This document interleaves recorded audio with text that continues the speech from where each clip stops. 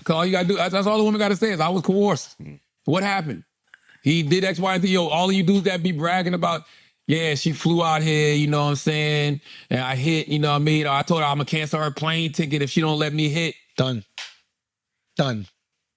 Toast. So do you think that her husband knew about all this? Whose husband? Cassie's. Yeah. She got to have a combo with him about all the shit coming out. Is she with child right now? Yes, she's due in June. But it's pregnant as Taylor.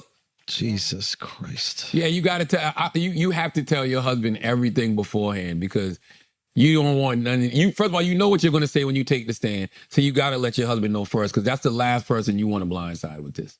You know what I'm saying? Do you think he's intimidated at all? Knowing that like she had sex with like professional Coxman? Nah, he actually, honestly, a situation like this would probably bring you closer together because you realize what she went through in a real way. That's a real ass dude right there. I ain't gonna lie.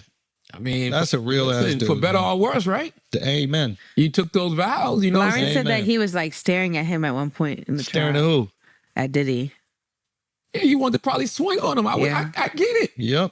Listen, you traumatized my wife. You listen. Here's the thing: Cassie's not responsible for the trauma that happened to her, but she's responsible for her healing. And I'm sure that her husband is, helping her on that journey. So when you're helping a person on that journey and you're listening to all the deep, dark secrets, you're listening to all the trauma, you're listening to her, explain all these things to you, you're looking at that person and that person is responsible for it.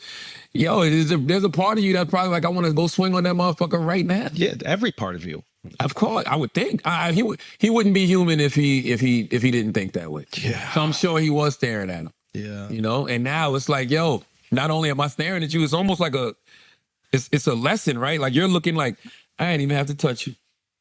I wanted to fuck you up all these years. I wanted to put hands on you. I've thought about doing the worst things to you. Titty twister. And I didn't have to do it. Imagine how sensitive his nipples are. A titty twister, you can't titty twist he would die. You can't titty twist Diddy. The sensitivity that he has. It's like you couldn't do it. It's like having like really moist hands and trying to open a jar. You know what I'm saying? Like, every time you go to twist, I can't hold on. I can't get a grip. God damn it.